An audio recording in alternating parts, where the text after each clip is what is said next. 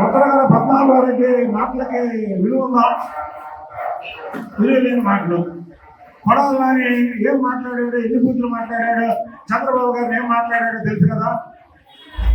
కొడాల నాని గారు ఒక వెధవ. వాడు అధికారంలో ఉండగా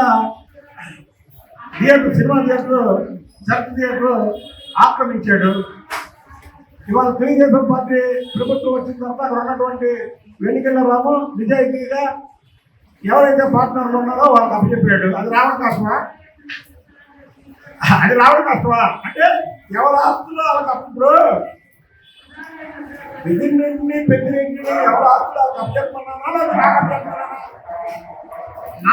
నాకు అప్పచెప్పమంటే రావడం కష్టమైంది. ఎవరైతే దోచుకున్నారో వాళ్ళకి అప్పచెప్తే రావడం కష్టమైంది. ఈ పడవలు కానీ వంశీ అందరూ పిల్లులు పులి వేషం కట్టుకొని జగన్మోహన్ రెడ్డి కూడా మోసం చేశారు. పులి వేషం కట్టుకొని మేము పులులు అని జగన్మోహన్ రెడ్డి కూడా మోసం చేస్తే జగన్మోహన్ రెడ్డి నిర్ణయం నటించండి పులులు అనుకోని. తెలుగుదేశం ప్రభుత్వం వచ్చాక పారిపోయారు చూసారా ఈ పిల్లులు.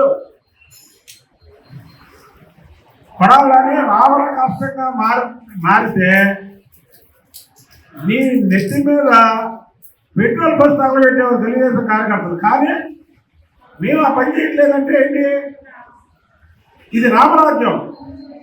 మీరు నడిపింది రామరాజ్యం. మీరు చేసింది రావణ కష్టం. మేము చేసేది రాముడి పరిపాలన.